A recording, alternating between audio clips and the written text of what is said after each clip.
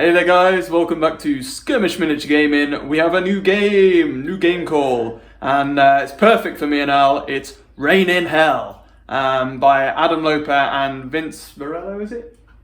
Ventrella, that's the one. Both of which I believe have their own YouTube channels. Obviously, Adam's Tabletop Minions, you'll all know Uncle Adam.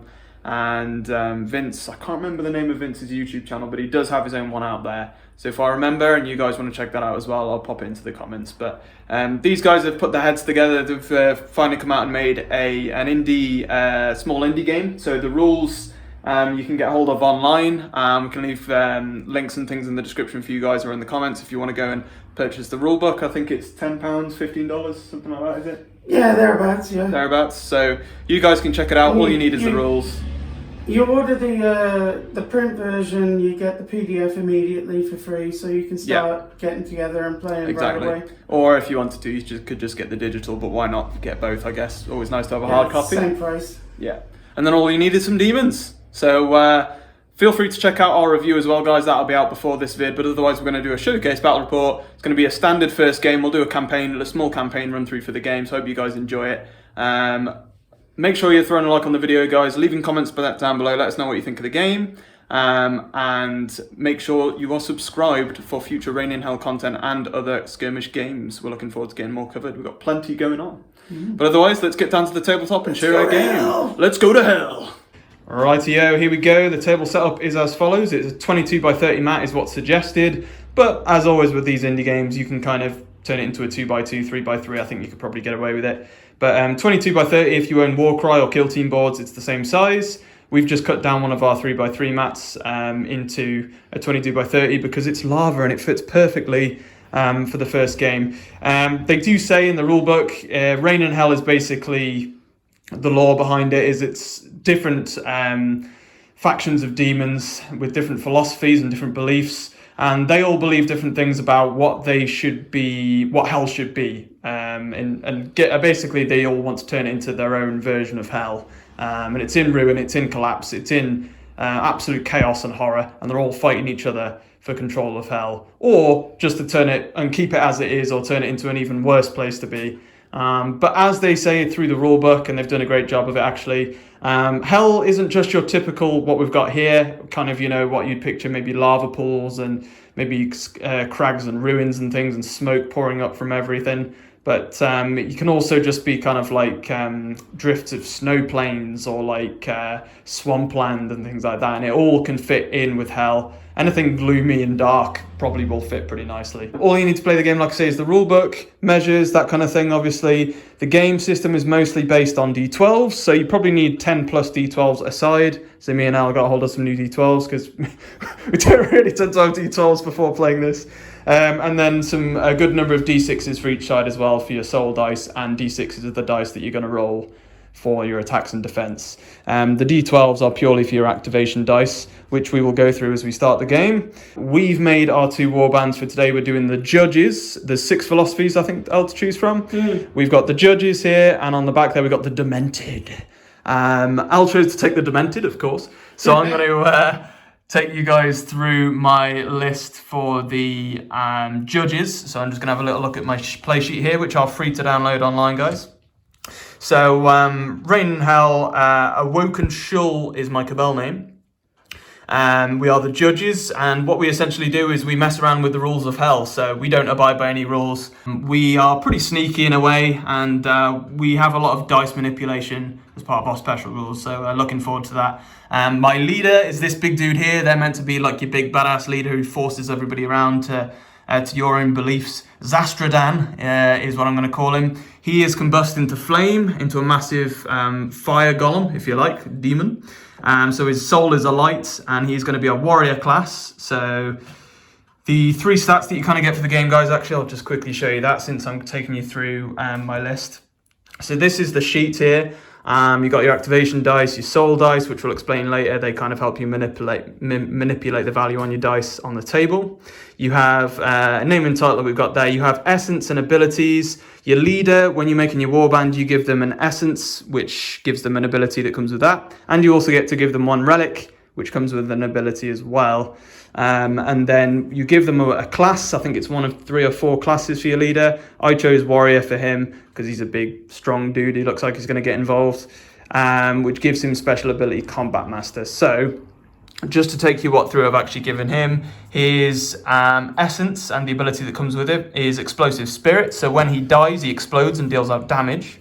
His relic is Infernal Armor, because it literally is just in flame. So he first time he gets reduced to 0 life, which is your health in this game. He's reduced to 1 instead, so that's quite nice. It just resembles how tough and undead he is. Combat Master is what he gets for being a warrior, which means you get to change the value on 1 die by +1 when attacking or defending, which is quite handy. I think that's once per round, but I'll check on that.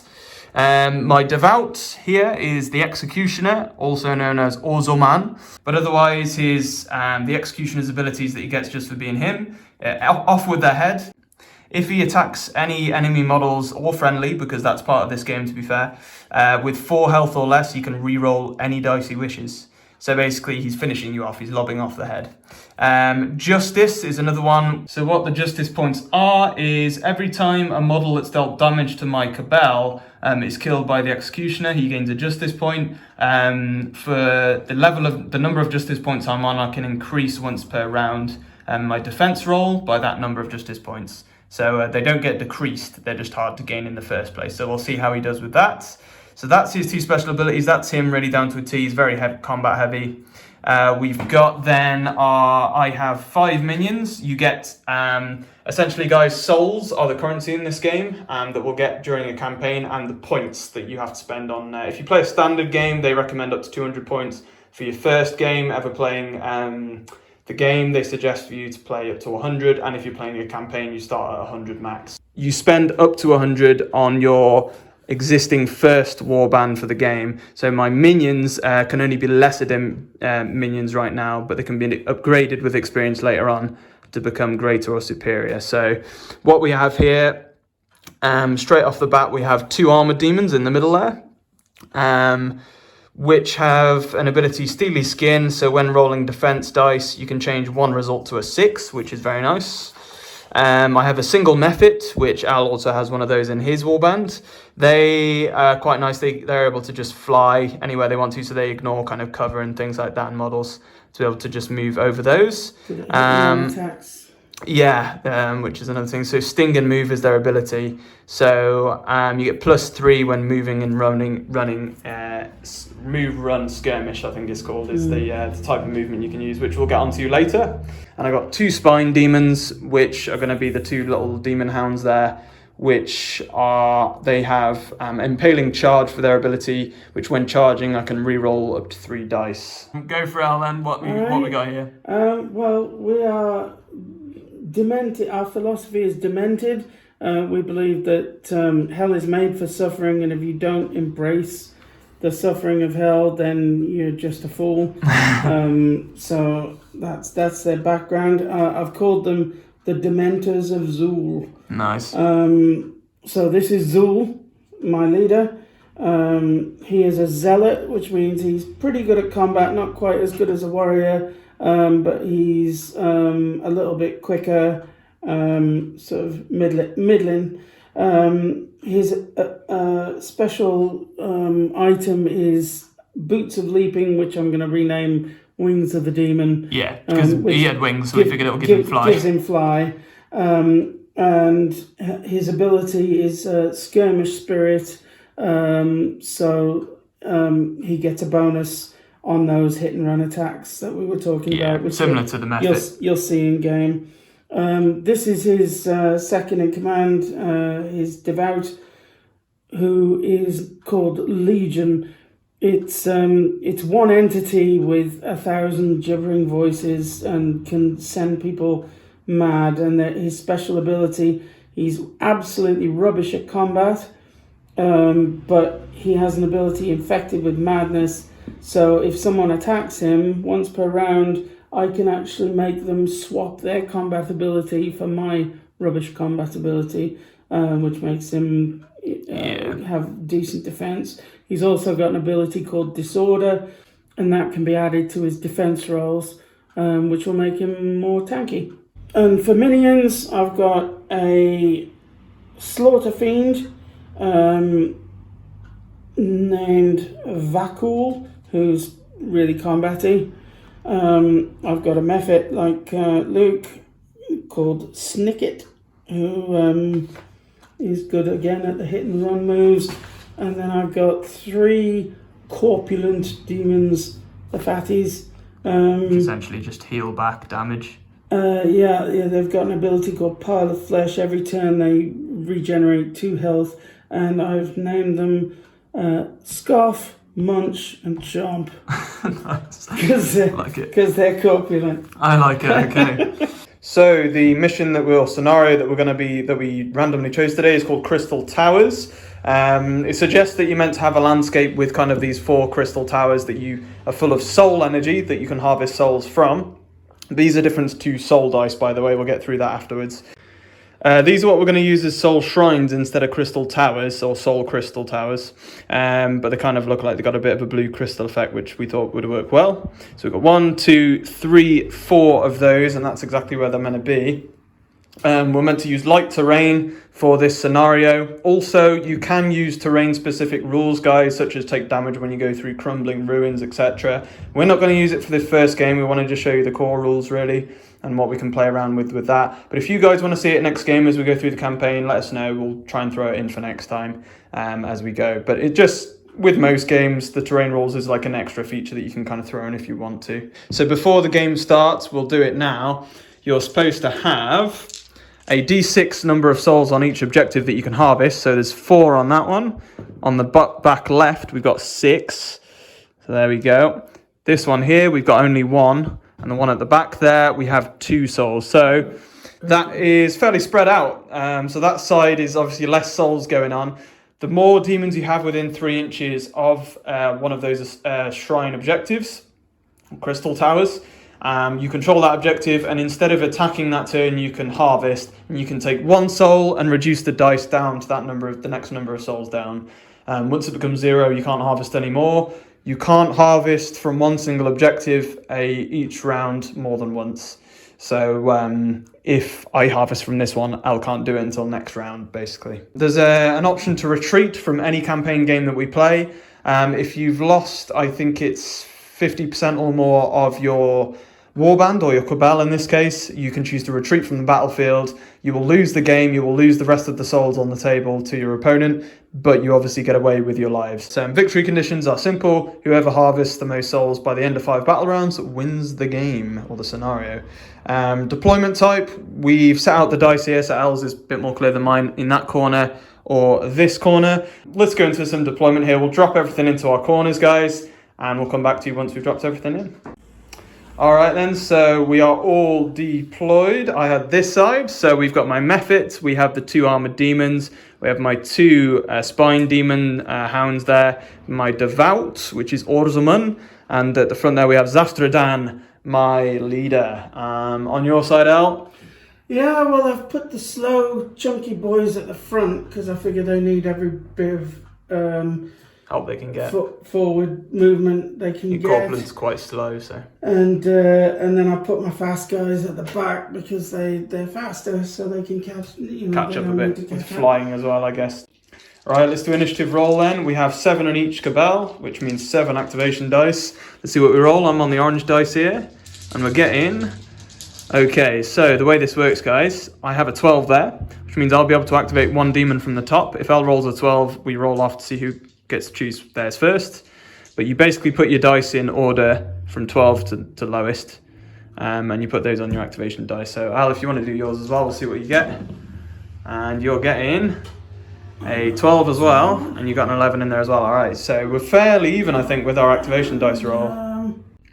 Alright, so the way activation works, we build a ladder of both our activation dice. We both have a 12, so we need to both roll a d6 to see who gets initiative first for the first activation. I rolled a 5, a 2 for you, Al, so I will get the first choice. I remove that 12. Al will then get to activate next with his 12. I then equip that 12 to one of my models to activate them, so we'll see who we want to go with here. Just to sum up to you guys how movement works in this, There are 3 types of movement. The Skirmish Movement, which allows you to move, attack somebody and carry on moving. You have to end within half an inch of somebody to actually be able to really attack them. There's no range in this game, it's just half an inch. Everything's combat in this game, it's hell. I mean, demons, that's kind of what they do. Instead of attacking, you can harvest the objectives. So I'm just going to do a move for 6, jump up round the corner here and end within 3 of that objective and harvest it for instead of my attack, which is going to drop me down to 3. There we go. Alright, so one of your corpulents can move 4 and you'll be just within 3 of the objective there. And you can harvest that soul as well, so it'll go down to 1 left. There we go. It then goes on to the next activation dice. We both have an 11, however, we don't have to roll off again because Al, you were the last one to activate. Therefore, now I just have the next one. So I take away my 11 and I'll put that onto my demon here, which is the Spine Demon. He has a movement of 6 as well, and he's just going to move up alongside the leader, and that is him done.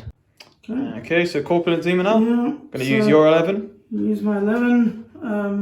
They're kind of blocking in the people behind, so he's just going to shuffle up behind his buddy there. And that's that. Nice. And then essentially, all of your activation dice are higher than mine now. So you can just activate the rest of your warband and get rid of your dice. And there we go, the full cabal is activated. You had your Mephit fly over here. Same goes with your leader. They both have essentially ignore terrain and height and whatnot. The 3 corpulent demons have moved up. The Fiend here, and that is your demented, what's his name again? Madness Demon. The Madness Demon, indeed. And yeah, because of your activation dice roll, it's just the rest of my warband to go now, so we'll move up all of mine, and that's the first round done. And there we go, my cabals move forward. The Mephit, we have my Devout, the Executioner, the 2 armored demons, and my other Spine Demon, the Hound there, moving up alongside him. So it's 1-1 after the first battle round. We go into the second one, we roll our activation dice again. And there's no deaths as of yet. It's 1-1 for souls. We both harvested 1. The souls reset for the next round, so obviously we can harvest from all of them again now. Activation dice. Okay, interesting. We'll set those up, and Al, you can choose to re-roll whatever you want. So it's worth taking a look at mine as well. So Al, your highest roll was a 4, so you're going to keep the 4 and re-roll. I'm going to keep one of those just because at least I've got something. But because of my special philosophy ability, I can re-roll any number of initiative dice. So I'm going to re-roll the lot. Yep, I don't blame you there. Go for it. And that's better. That's a lot better, yeah. Right, let's go with my Spined Demon here. It's going to move 6. Get alongside the shrine here, but not too close on the crystal tower there. And he's going to harvest it, take it down to 5 for his fight action, or attack in this case. Instead of attacking, which takes me up to 2 victory points or souls for the game or for the round. So that one can't be harvested now this turn. However, it's over to me again. That was my 12 activation dice. I now have a number 9, and now your next one is 8, so you'll be next. So my next one, I guess, will probably be my other Spine Demon, who will go 6 to there, be within 3 of the shrine, and we will claim a soul from that one to go down to 2.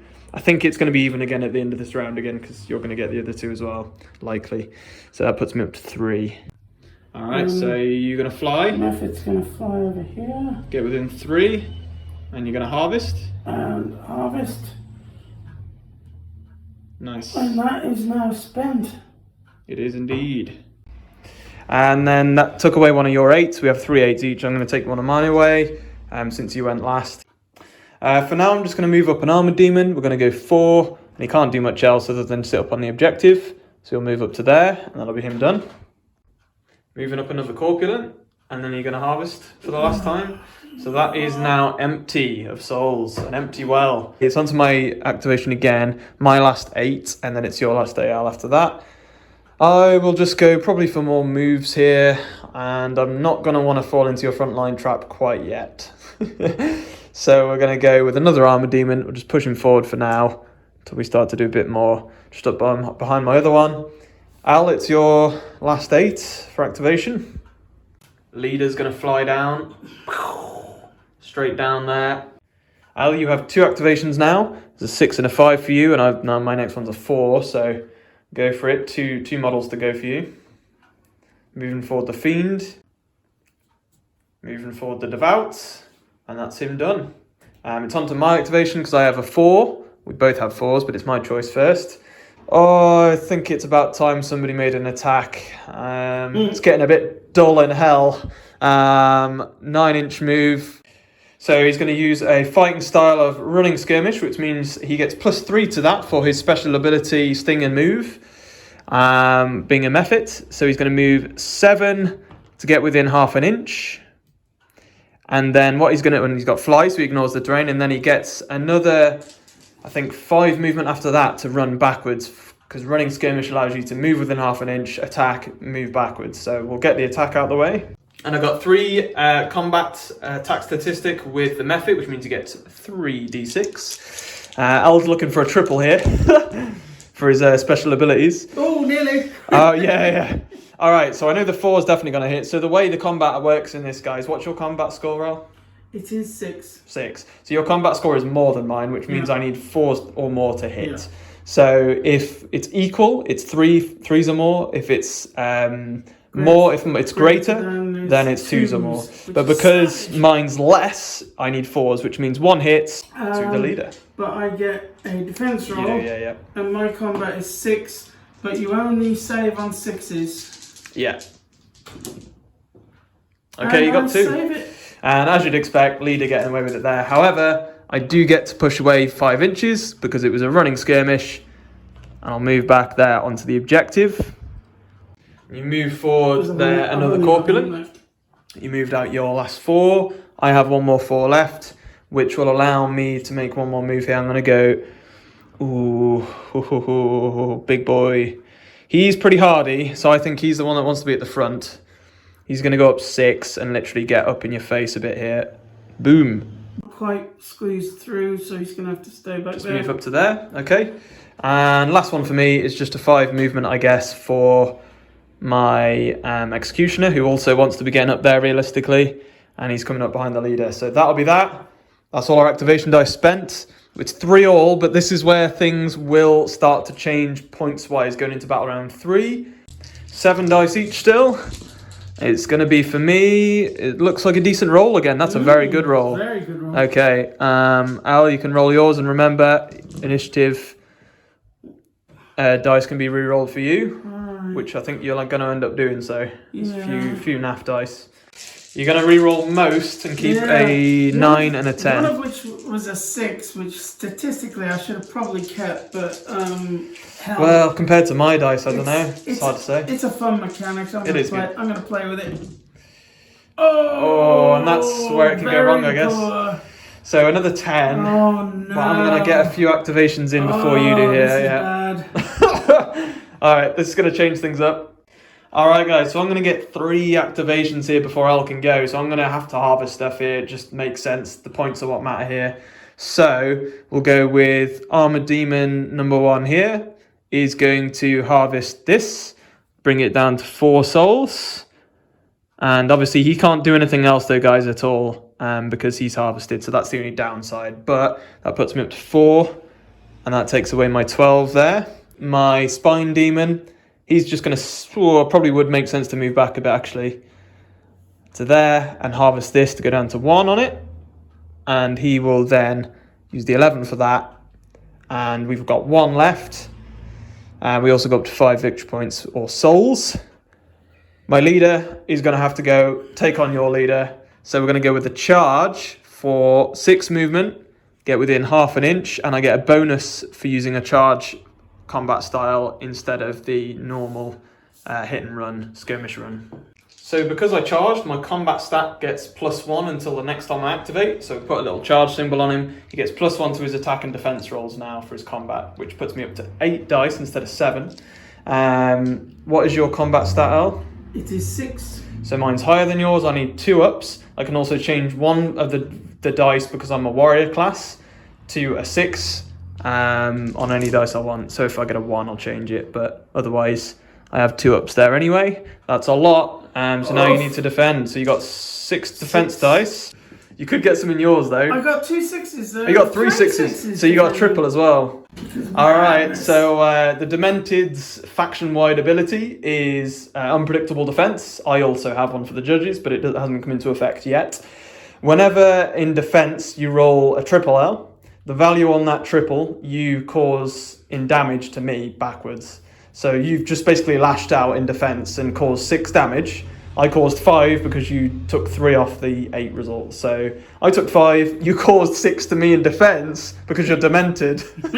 So we'll take the damage, but leaders have quite a lot of health. So your first activation, you're going to go with the Fiend. I'm going to go with my Slaughter Fiend.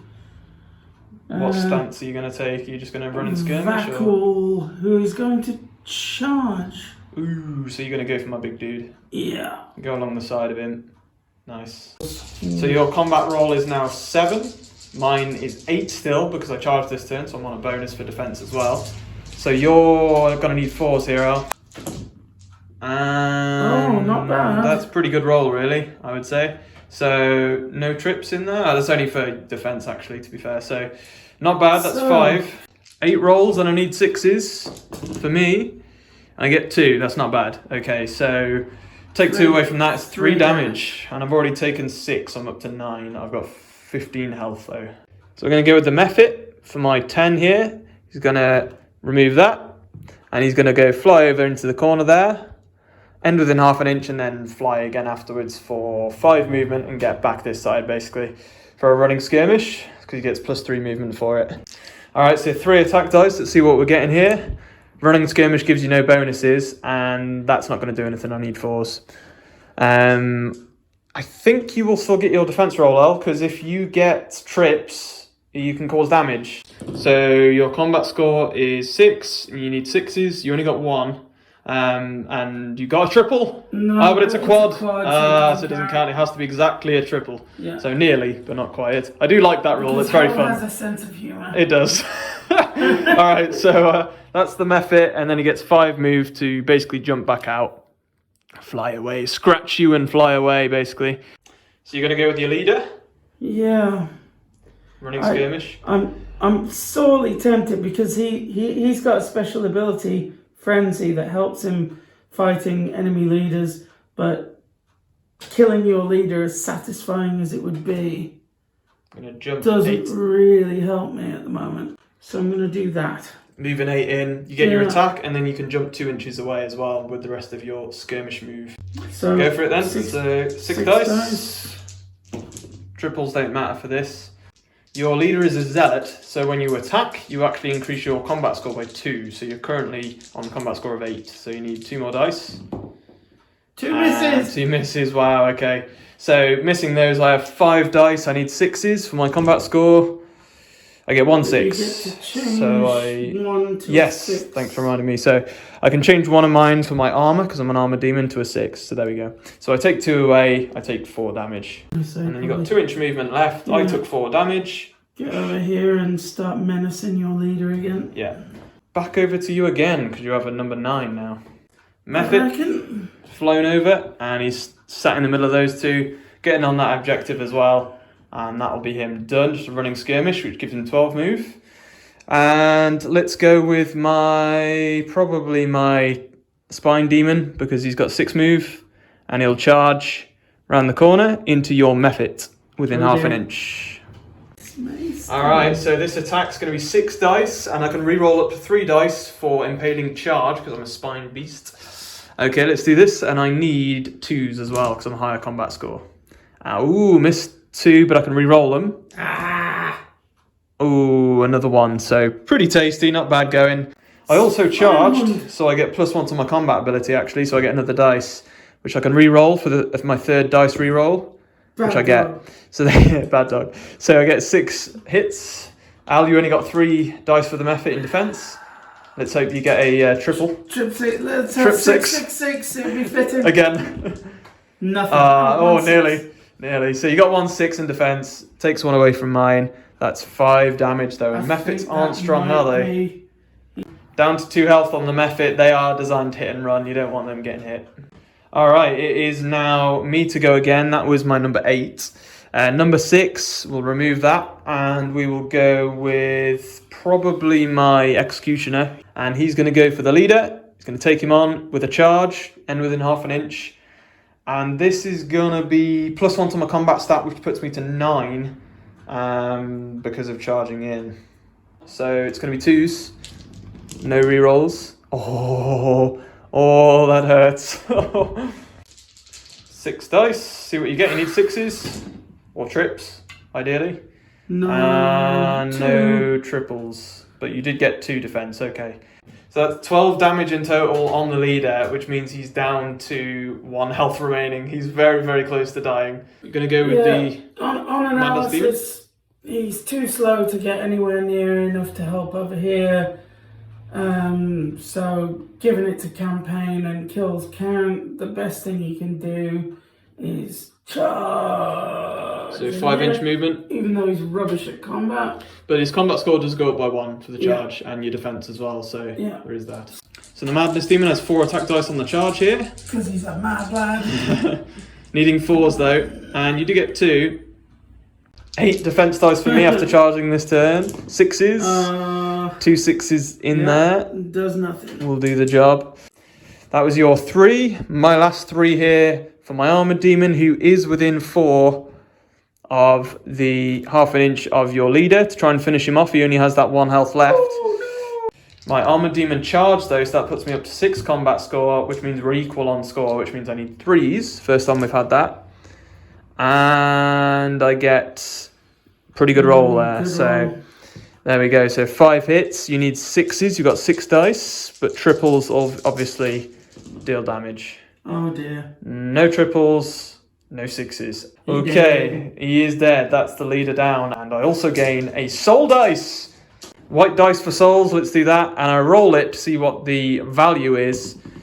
It's a 6. Of course it is. So I put that on my soul dice chart, and I can use that to swap in. Eat his soul, and it's a leader's soul as well.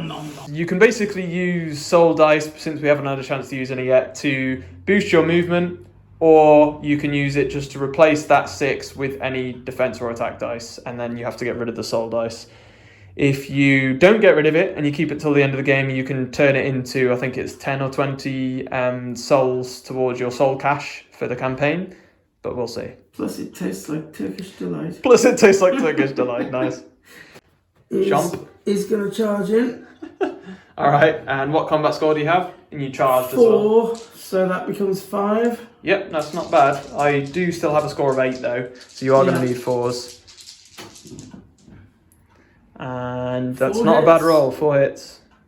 8 defense dice for the leader, because he charged this turn, so he's boosted. Ooh, okay, so only 1 6 to take off damage. So I actually take 3 there. So Keep charging. Munch is doing very much the same. Another charge, getting in there. So he's +1 as well, he's up to 5.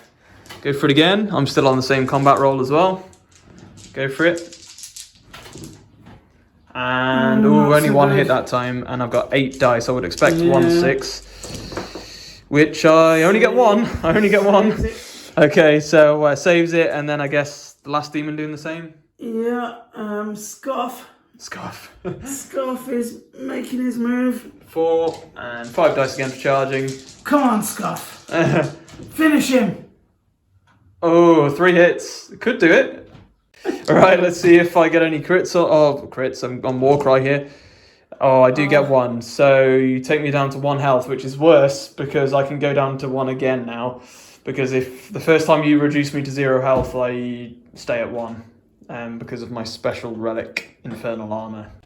Okay then, at the end of battle round 3, 1 soul dice to me because of the kill, which is going to be interesting, and it was your leader as well.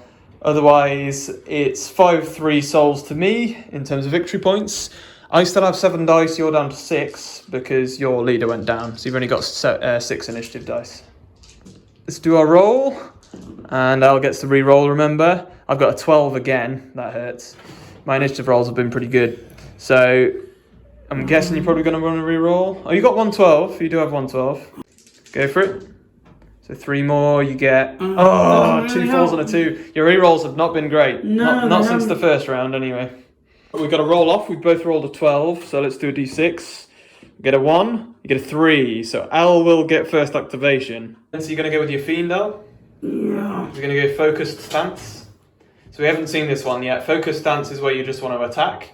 And basically you just stand still. +2 to my roll. Normally 6. Usually you get +1 to your roll for Focused Stance, to your combat stat.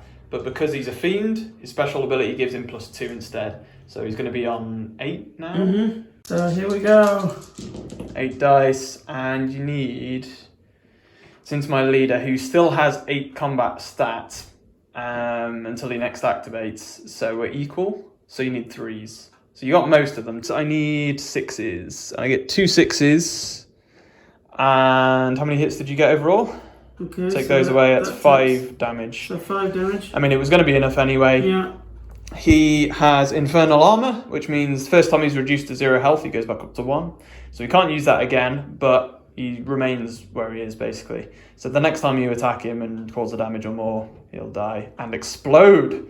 The leader is going to go before he dies. I've just thought of usurping him and killing him myself to claim his soul, but I realised when I actually reread his rule for Explosive Spirit, his spirit is a flame, he has no spirit, so you can't actually claim his soul dice when you kill him. I did not know that. So he will die soon, but I might as well use him before he does. So we will take a combat stance, stand still, put our shields up, and get +1 to our attack and defense roll, combat roll. Let's go for the Fiend. He's on +1 dice to go up to 8 because he's in his steady stance. So your combat's 7, so 7 dice. I need 2s then because I'm higher than you at the moment. And 2 1s in there, but otherwise not bad going. So you need decent roll. Looking for 6s or trips. Still looking for them trips. You don't get any triples again. You get 1 6. That caused 5 damage in the end. He's down to half health. So the Mephit, Skirmish Retreat. Fly away. Fly away, yeah. Okay, off he goes. You could have attacked the Hound before you ran with Skirmish Retreat, might as well. Might as well, yeah. So 3 dice. 3 dice. Can't hurt you in defense with the Hound. I'm going to need 4s, I imagine. Yeah. 2 hits. I have a skirmish score, a combat score of 7 because I'm still in charge stance. So, not bad. Need 6s. But I don't get any, so it was worth doing. That's 2 damage. That was your 10. My turn to go. My second activation, my Hound, the Spine Demon, he's going to charge straight into your Fiend. So I'm on a combat score of 7, but you're in Focus Stance Boost for Fiend, so you're on 8, so I need 4s here. And it's 4 hits. Okay, could be worse, could be worse. See what you get. 8 dice. Ooh, 3 defense. And a trip. And a drop, no. Oh no, I think that's killed him. Oh man, I forgot that you can do that. So 666, that's 6 damage in return for your Demented ability. We haven't seen enough of that this game, but it's cool when it comes up. And I love how it's been 666 every time. the number of the devil. So it's going to be 6 damage. He's on 2, that puts him to 8. He's only got 7 health, so he's dead. So, you claim the Spine Beast's soul. So I'll remove that. You took a damage, so you're on 6 damage. You've got 4 health left, but you get to roll your soul dice, which is a 3. We're going to move away my Mephit and fly there and claim the last soul from that ting. So that's gone. It crumbles away and I get up to 6 souls. Same goes here. My Armor Demon for my second, because I've got an 8 and a 7. We'll go. Turn that into a 3. And he will stay put. There we'll claim another one to go up to 7. Retreating then? He's running away. Yeah, the devout. Okay, getting yourself away from that explosion. Might as well. That's your 6 gone. It's onto my 6. Alright, the Executioner. The leader's like, kill me! I wish to explode and destroy all these demons and grab the souls for my own. But the Executioner's usurping the leader in a way and charging into the fiend to execute him himself. He's on 4 or less health, so I can reroll all dice if I wish to, and I'm on +1 combat score. You are to be judged, fiend. 9 dice, and this is going to be on 2s because I'm going to be higher than your 8. So reroll the 1. Jesus. And there it is. So you've got 8 defense dice because you're still in combat stance, which means you've got the +2 for being a fiend. And triples or 6s, or both, is what you're looking for. You get 1, 6. and a triple 1, so that's 1 damage in return. And also it's a triple 1, which is the first we've seen of that. Alright, and the executioner there takes a damage for the triple 1, but you also get a madness point for the madness demon, the disorder point, which he can use to help defend himself. However, you only got 1 6, so he's definitely dead. See what I get for value? 6 or 1. Okay, which could be handy changing somebody's defense roll, actually. So there's that, and then my executioner gets a justice point for killing an enemy model that caused damage to my Cabal this battle. Justice has been served. I'll activate. Going with Chomp, yeah. He'll be in focused stance. Okay, so you get +1 to go to 5. So I go to 5. Yeah. Alright, go for it. You will need 4s though, so you get 3 hits. And 8 defense dice for being in combat stance. Need 6s. Ooh, 3, so easily does it. I'll remove one of my 4s, and who have we got left here? We've got the Mephit has been actually. It's gonna be all the claiming's kind of been done. We're just gonna push up 6 with this hound with the spine demon. Middle. Munch in the middle. Okay. He's gonna have a go. See if you can do it. Needs 4s though. Gets 2 hits this time, and I still have 8 defense dice. See what we can do. 6s, and I get 1. So you would cause 1 damage unless I wanted to shield it with a soul. My armor has been broken, the infernal armor. He combusts and explodes, and I get to roll 8 combat dice again because that's his current combat stat. And every 4 up is a damage to every demon within 3. And it wasn't as good as it could have been, actually, quite lucky. So it's only 2 damage to both the executioner and each of your 3 demons there. So the last one to go for me here is, in fact, the armor demon up top here. He will probably just shield now. I think we're happy to just let the game phase out and remove my 4 for that. You've just got 1 demon left, which is Corpulence. Gonna charge. He's charging in. He's going to go nuts. 4-inch movement. He's a mad lad. Going in. He's just gonna go for it. And he will get +1 dice for the charge. I have 1 justice point, which means I can increase the value on one of my defense rolls by 1. So it's not amazing, but could mean that I get a 6 instead of a 5, so it's decent. Go for it then now. I've got 9 defense dice as well. And you need 4s, so you're getting 2 hits, but I got 9 dice. So there's 6 there, and another 3. Oh, you've already. I'll turn that 5 into a 6. So that's 2 defense, and that should do it, I think. Yeah. Just about. So end of that round, it's 7-3 to the judges. We get 6 now because I lost my leader for initiative roll for the final round, and I got an 11 is my highest. Al, you're getting an 11, but you could re-roll all the others. I'll reroll these 3s. So those 3s, see what you get. You're getting an 8 and a 4, so we've both got an 11. Let's roll a single d6, see who goes first. Oh, a 6 and a 1. So what we'll do, I think we've pretty much said most of our stuff's going to end up retreating backwards for the end of the game now. So first up will be me. I won the roll. Take away the 11. We'll activate the executioner. So we'll attack, needing your combat stat won't be higher than 8. So it's for a corpulent demon. So it's going to be 2s and all hit other than 1. So 6s for defense or triples.